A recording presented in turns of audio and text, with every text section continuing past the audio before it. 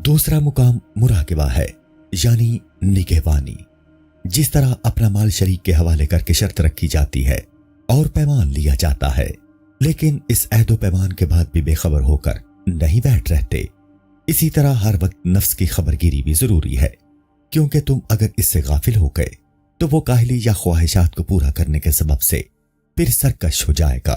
بس اصل مراقبہ ہے بندہ یقین کے ساتھ اس بات کو جانے کہ حق تعالیٰ اس کے اعمال اور خیالات سے واقف اور مخلوق صرف اس کے ظاہر کو دیکھتی ہے، باطن سے بے خبر ہے۔ حق تعالیٰ اس کے ظاہر و باطن دونوں کو دیکھتا ہے۔ جس نے یہ بات سمجھ لی اور یہ آگہی اس کے دل پر غالب آ گئی تو اس کا ظاہر و باطن زیور ادب سے آراستہ ہو جائے گا۔ انسان اگر اس بات پر یقین کرے کہ اللہ تعالیٰ اس کے ظاہر و باطن سے واقف نہیں ہے تو وہ کافر ہے، اور اگر ایمان لایا اور پھر اس کی مخالفت کی تو وہ بڑا دلیر اور بے شرم ہے۔ اللہ تعالیٰ ارشاد فرماتا ہے، کیا بندہ اس بات کو نہیں جانتا کہ حق تعالیٰ اس کو دیکھ رہا ہے؟ ایک حبشی نے حضور اکرم صلی اللہ علیہ وآلہ وسلم سے دریافت کیا کہ میں نے بہت گناہ کیے ہیں، میری توبہ قبول ہوگی یا نہیں؟ آپ صلی اللہ علیہ وآلہ وسلم نے ارشاد فرمایا، قبول ہوگی۔ اس نے پھر دریافت کیا کہ جب میں گناہ کرتا تھا کیا حق تعالیٰ دیکھتا تھا؟ آپ نے ارشاد فرمایا، ہاں دیکھتا تھا۔ یہ سن کر اس نے آہ بھری اور ایک نعرہ مارا اور جانے آفرین کے سپرد کر دی۔ حضور اکرم صلی اللہ علیہ وآلہ وسلم نے فرمایا کہ حق تعالیٰ کی بندگی اس طرح کرو کہ تم اس کو دیکھ رہے ہو، اور اگر تم اس کو دیکھ نہیں رہے ہو تو وہ تم کو دیکھ رہا ہے۔ بس جب تک تم یہ نہیں جان لو گے کہ حق تعالیٰ تمام احوال میں دانائے بینا ہے، معصیت سے عذر نہیں کر سکو گے۔ اللہ تعالیٰ کا ارشاد ہے، بے شک اللہ تعالیٰ تم پر نگہبان ہے، بلکہ تمہارا کمال یہ ہے کہ تم ہمیشہ مشاہدہ میں رہ کر حق تعالیٰ کو دیکھتے رہو۔ منقول ہے کہ ایک پیر اپنے ایک مرید کو دوسرے مریدوں کے مقابلہ میں زیادہ چاہتا تھا۔ دوسرے مریدوں کو پیر کے اس التفات سے غیرت آئی۔ پیر نے امتحان کی خاطر ہر ایک مرید کو ایک ایک پرندہ دے کر کہا کہ اپنے اپنے پرندہ کو ایسی جگہ ذبح کرو جہاں کوئی نہ دیکھے۔ ہر ایک مرید نے خالی مقام پر جا کر اپنا پرندہ ذبح کیا۔ وہ لائق مرید اپنے پرندہ کو بغیر ذبح کیے واپس لے آیا اور کہنے لگا، مجھے ایسی کوئی جگہ نہیں ملی جہاں کوئی دیکھنے والا نہ ہو، خداوند تعالیٰ ہر جگہ دیکھنے والا ہے۔ تب پیر نے دوسرے مریدوں سے کہا، اے دوستو، اب تم غور کرو کہ یہ شخص کس درجہ کا ہے کہ ہمیشہ مشاہدہ میں رہ کر کسی دوسرے کی طرف ملتفت نہیں ہوتا۔ جب زلیخا نے حضرت یوسف علیہ السلام کو خلوت میں فعل بد کے لیے بلایا تو پہلے اس نے اس بت کا منہ ڈھانپ دیا جس کی وہ پرستش کرتی تھی۔ حضرت یوسف علیہ السلام نے فرمایا کہ تو ایک پتھر سے شرماتی ہے اور میں خالق زمین و آسمان سے جو دانا اور بینا ہے شرم نہ کروں؟ یہ کس طرح ممکن ہے؟ کسی طالب نے خواجہ جنید رحمت اللہ تعالی علیہ سے دریافت کیا کہ میں اپنی آنکھ کو بد نگاہی سے نہیں بچا سکتا، میں کس طرح اس کی نگہداشت کروں؟ انہوں نے فرمایا، تم اس بات کا یقین کر لو کہ بنسبت اس کے کہ تم کسی کو بری نظر سے دیکھ رہے ہو، حق تعالیٰ تم کو اس سے زیادہ دیکھ رہا ہے۔ حدیث قدسی میں ارشاد ہوا ہے کہ بہشت عدن ایسے لوگوں کو ملے گی کہ جب ان کو معصیت کا خیال آئے تو وہ میری عظمت کو یاد کر کے شرمائیں اور اس معصیت سے باز رہیں۔ حضرت عبداللہ بن دینار سے منقول ہے کہ ایک بار میں عمر بن الخطاب رضی اللہ تعالی عنہ کے ہمراہ مکہ معظمہ کے سفر میں تھا۔ ایک جگہ ہم نے پڑاؤ کیا۔ ایک غلام چرواہا بکریوں کو لے کر پہاڑ سے نیچے آیا۔ حضرت عمر رضی اللہ تعالی عنہ نے اس سے کہا کہ ایک بکری میرے ہاتھ بیچ ڈالو۔ چرواہے نے کہا کہ میں غلام ہوں اور یہ میرا مال نہیں ہے۔ حضرت عمر رضی اللہ تعالی عنہ نے اس سے کہا کہ اپنے مالک سے کہہ دینا کہ ایک بکری کو بھیڑیے نے پھاڑ ڈالا، اس کو اس بات کی کیا خبر ہوگی؟ اس چرواہے نے جواب دیا، اگر میرا آقا اس بات کو نہیں دیکھ رہا ہے تو خداوند تعالیٰ تو دیکھ رہا ہے اور وہ جانتا ہے۔ یہ جواب سن کر حضرت عمر رضی اللہ تعالی عنہ بے اختیار رونے لگے اور اس غلام کو اس کے مالک سے خرید کر آزاد کر دیا اور فرمایا، اے عزیز، اس عمدہ بات نے جس طرح تجھ کو آزادی دی اسی طرح آخرت میں بھی تیری نجات کا ذریعہ ہوگی۔ فصل عزیز، معلوم ہونا چاہیے کہ مراقبہ کے 2 درجے ہیں۔ پہلا درجہ صدیقین کا مراقبہ ہے۔ صدیقین کا یہ مراقبہ یاد الہی سے معمور ہے اور وہ اس کے جلال کی ہیبت سے شکستہ رہتا ہے اور اس میں غیر خدا کی طرف متوجہ ہونے کی گنجائش نہیں ہوتی۔ یہ مراقبہ مختصر ہے کیونکہ جب دل مستقیم ہو گیا تو دوسرے اعضاء اس کے تابع بن گئے۔ جو صاحب مراقبہ مباحات سے بھی گریز کرتا ہے تو وہ گناہوں میں کس طرح مشغول ہوگا، اور اس کو کسی تدبیر اور حیلہ کی ضرورت نہیں پڑتی کہ اعضاء کو وہ گناہوں سے بچائے۔ اس سلسلہ میں حضور اکرم صلی اللہ علیہ وآلہ وسلم نے فرمایا ہے، جو شخص صبح کو صاحب ہمت بن کر اٹھتا ہے، خداوند کریم دین و دنیا کے معاملات میں کفایت کرتا ہے۔ کوئی شخص اس مراقبہ میں اس طرح مستغرق ہوگا، اگر تم اس سے بات کرو گے تو وہ نہیں سنے گا، اور اگر کوئی اس کے سامنے سے گزرے تو وہ اس گزرنے والے کو نہیں دیکھے گا، اگرچہ اس کی آنکھیں کھلی ہوں گی۔ شیخ عبد الواحد رحمۃ اللہ تعالی علیہ بن زید سے لوگوں نے دریافت کیا، کیا آپ نے کسی ایسے شخص کو دیکھا ہے جو خلق سے غافل ہو کر بس اپنی ذات میں مشغول ہو؟ انہوں نے فرمایا، ہاں، ایک شخص کو میں نے ایسے دیکھا ہے اور وہ ابھی آتا ہوگا۔ اتنے میں عتبۃ الغلام آئے۔ شیخ عبد الواحد نے اس سے پوچھا، تم نے راستہ میں کسی کو دیکھا؟ انہوں نے جواب دیا، کسی کو نہیں دیکھا، حالانکہ وہ بڑے بازار سے گزر کر آئے تھے۔ حضرت یحییٰ ابن زکریا علیہ السلام ایک عورت کے پاس سے گزرے تو آپ نے اس پر ہاتھ مارا اور اس پر گر پڑے۔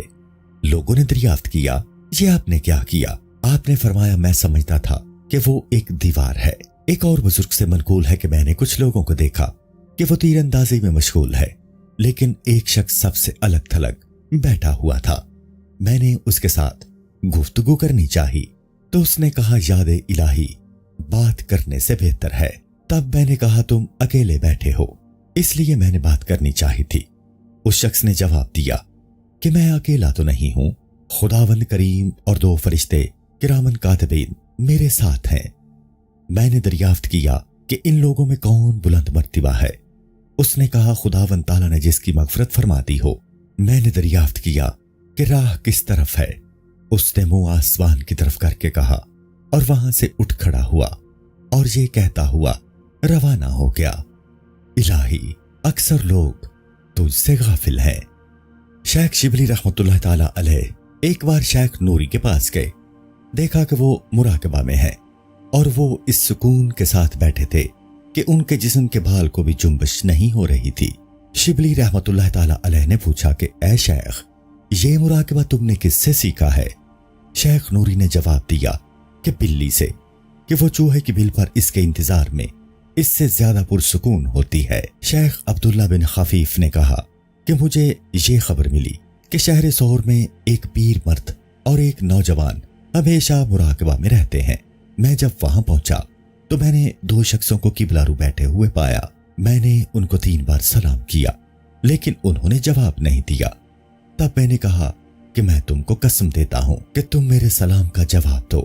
یہ سن کر نوجوان نے سر اٹھایا اور کہا کہ ابن خفیف، دنیا بہت مختصر ہے اور اس مختصر سے تھوڑا سا باقی رہ گیا ہے، اس تھوڑے سے بڑا حصہ پیدا کرو۔ اے فرزند خفیف، تو بہت غافل ہے جو ہم کو سلام کرنے میں مشغول ہوا۔ یہ کہہ کر اس نوجوان نے اپنا سر نیچے کر لیا، حالانکہ بھوکا پیاسا تھا، لیکن اپنی بھوک اور پیاس بھول گیا۔ انہوں نے اپنی ذات میں مجھے مشغول کر لیا تھا، چنانچہ میں ان کے پاس کھڑا تھا۔ ظہر و عصر کی نمازیں ان کے ساتھ پڑھیں، پھر میں نے کہا کہ مجھے کچھ نصیحت کیجیے۔ نوجوان نے کہا کہ اے ابن خفیف، ہم خود مصیبت زدہ ہیں، ہمارے پاس نصیحت کرنے والی زبان نہیں ہے۔ میں 3 شبانہ روز وہیں کھڑا رہا، نہ ہم سب نے کچھ کھایا پیا اور نہ رات کو سوئے۔ میں نے اپنے دل میں کہا کہ میں ان کو قسم دوں گا کہ یہ مجھ کو کچھ نصیحت کریں۔ اسی وقت نوجوان نے سر اٹھا کر کہا، نوجوان درویش کی نصائح: اے ابن حفیف، ایسے شخص کی صحبت تلاش کرو جس کے دیدار سے تم کو خدا یاد آئے، ہیبت الہی کا تمہارے دل پر غلبہ ہو، اور وہ زبان کال سے نہیں بلکہ زبان حال سے تم کو نصیحت کرے۔ یہ درجہ جو بیان کیا گیا صدیقین کے مراقبہ کا ہے۔ زہاد اور اصحاب الیمین کا مراقبہ۔ दूसरा दर्जा जाहिदों और सिद्दीकों के मुराकबा का है।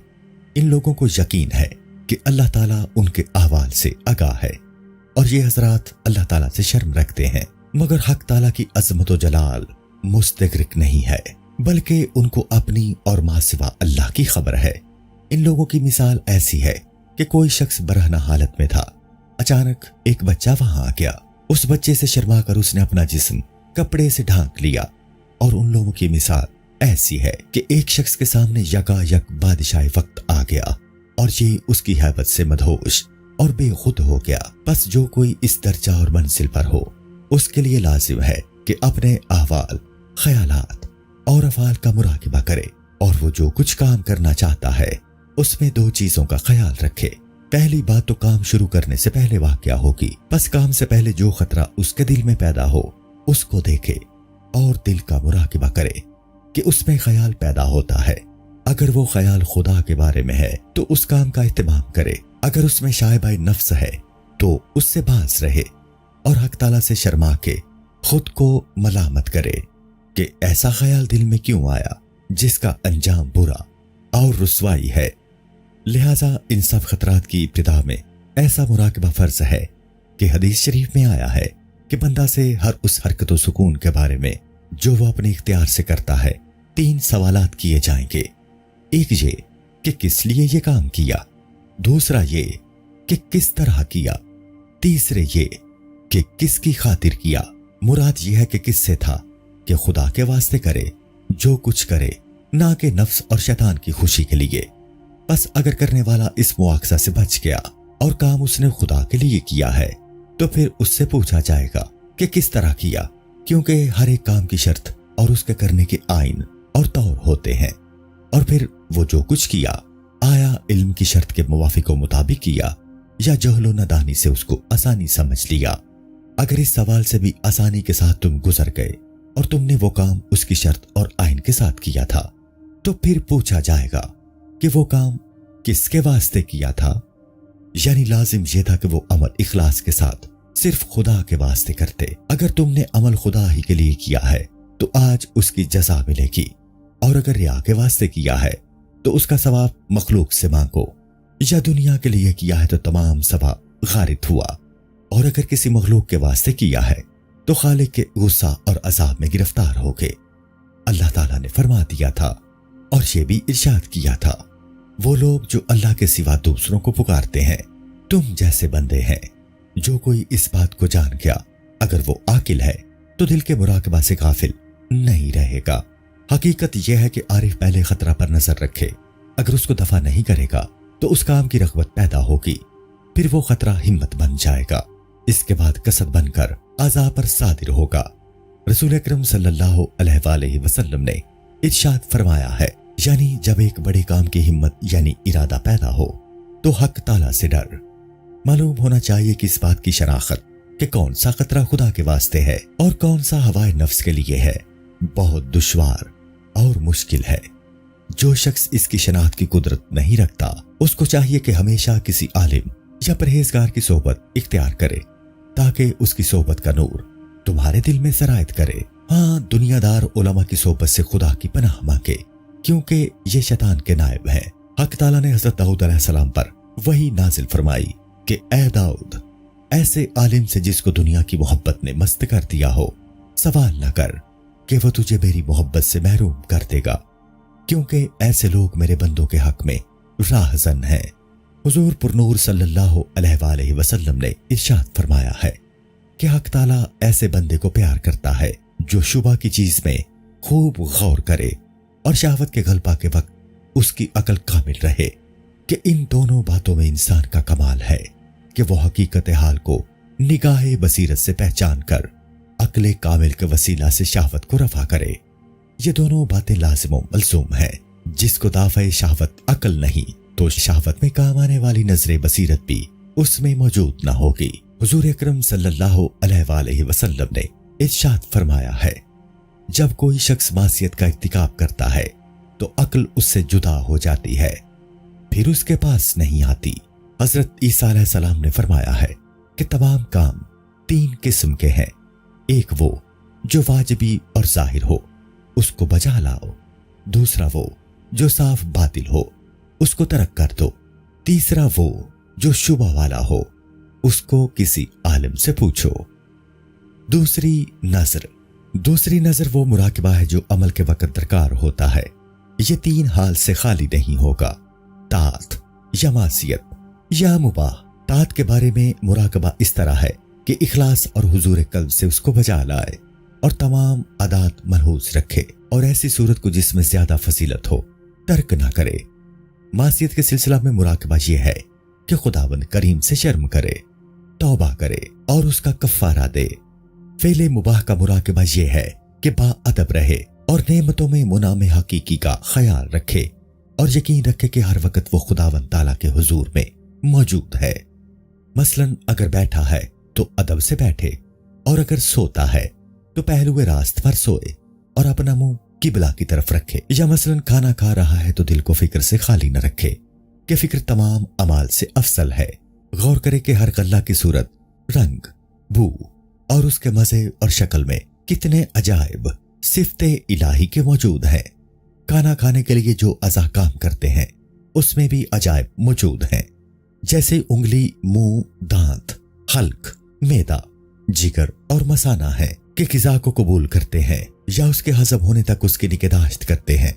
और ऐसे अज़ा भी हैं जो फुजला दफा करते हैं। ये सब के सब खुदावंद ताला के सिफ्त के अजायब हैं। इन बातों पर गौर व फिक्र करना बड़ी इबादत है और ये दर्जा उलमा का है।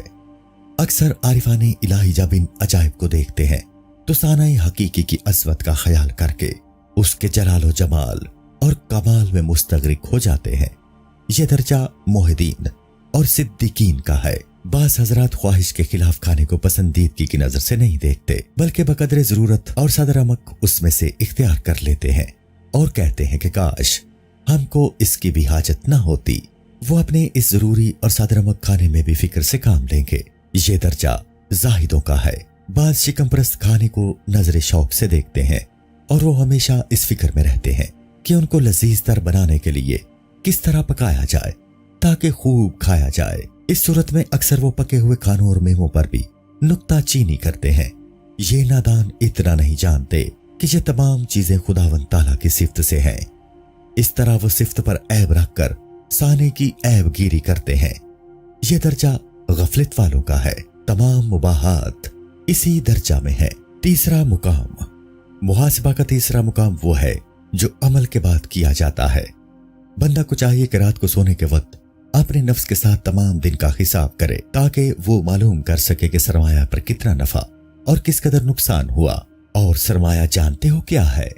वो फराइज हैं, नवाफिल उसका नफा है। जिस तरह शरीक तिजारत से हिसाब लेने में भरपूर कोशिश की जाती है, इसी तरह नफ्स के साथ हिसाब किताब में बहुत ज्यादा एहतियात और तवज्जो जरूरी है कि नफ्स बहुत तबरार, मक्कार और हीला अंगेज है, क्योंकि नफ्स अपने इराज को भी तात के लिबास में पेश करता है ताकि वो तुमको नफा नजर आए, हालांकि वो सरासर नुकसान है।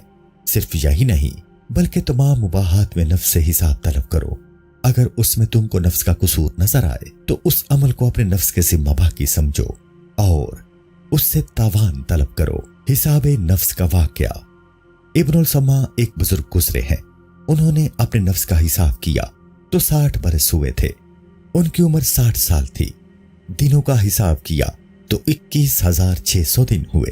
कहने लगे अगर रोज एक गुनाह सरसद हुआ तो इस तरह 21,600 गुनाह हुए और इतने गुनाहों से तेरी रिहाई किस तरह हो सकती है, जबकि इस मुद्दत में ऐसा दिन भी शामिल है जिसमें 1000 गुनाह सरसद हुए हैं। बस खौफ से एक नारा मारा और गिर पड़े। जब उनको देखा गया तो वो इंतकाल कर चुके थे। मगर अफसोस कि इंसान अपना हिसाब लेने में सख्त बेपरवाह है। अगर हर गुनाह के एवज किसी के घर पर एक पत्थर डाला जाए तो थोड़ी मुद्दत में घर पत्थरों से पिट जाएगा, या अगर करामन कातिबीन उससे इन गुनाहों की तहरीर करने की उजरत तलब करें तो उसका तमाम माल उसमें खर्च हो जाएगा। बंदा अगर चंद बार सुभान अल्लाह गफलत से कहे और हाथ में तस्बीह लेकर शुमार करे और कहे कि मैंने 100 बार कहा तो तमाम दिन का पढ़ना बेकार और अकारत गया, क्योंकि तस्बीह के दानों का हिलाना उनको इसलिए था कि मालूम हो जाए कि 1000 बार से ज्यादा पढ़ा है। इस सूरत में उसका गुमान करना कि हसनात का पल्ला भारी हो जाए महज नादानी है। चुनाचे अमीर अल मोमिनीन हजरत उमर रज़ियल्लाहु ताला अन्हु ने फरमाया है कि ए लोगों, अपने अमाल का वजन उससे कबल कर लो कि कयामत में उनको तोला जाए। इसी तरह जब रात आती तो हजरत उमर रज़ियल्लाहु ताला अन्हु दुर्रा अपने पांव पर मारते और फरमाते कि आज के दिन तूने क्या काम किया है। हजरत आयशा रज़ियल्लाहु अन्हा फरमाती है कि हजरत अबू बकर सिद्दीक रज़ियल्लाहु ताला अन्हु ने इंतकाल के वक्त फरमाया कि उमर इब्ने खत्ताब रज़ियल्लाहु ताला अन्हु से ज्यादा अजीज मुझे कोई चीज नहीं है कि उन्होंने जब अपना मुहासिबा किया तो जो कमी वाकया थी उसका तदारुक किया, इसलिए वो मुझे सबसे ज्यादा अजीज और महबूब हैं। जनाब इब्ने सलाम लकड़ियों का गट्ठा अपनी गर्दन पर रख कर लिए जा रहे थे। लोगों ने कहा कि यह काम तो गुलामों के करने का है। उन्होंने जवाब दिया कि मैं अपने नफ्स को आजमा रहा हूं कि इस काम के करने में वो क्या है, राजी है या नाखुश। हजरत अनस रज़ियल्लाहु अन्हु फरमाते हैं कि मैंने हजरत उमर रज़ियल्लाहु ताला अन्हु को एक बाग की दीवार के नीचे देखा। वो अपने नफ्स से मुखातिब थे और फरमा रहे थे, वाह वाह, लोग तुझे अमीरुल मोमिनीन कहते हैं और वल्लाह तू खुदा से नहीं डरता और तू उसके अजाब में गिरफ्तार होगा। हसन रहमतुल्लाह ताला अलैह ने फरमाया, नफ्स लव्वामा वो है कि खुद को मलामत करे कि फलां काम किया और फलां खाना खाया, ये क्यों किया और फलां खाना क्यों खाया। बस गुजरे कामों पर गौर और उनका हिसाब करना मुहिम्मात में से है। मुकामे चहारुम, चौथा मुकाम नफ्स पर अताब करने और उसको सजा देने का है। ए अजीज, मालूम होना चाहिए कि जब तुम नफ्स के हिसाब से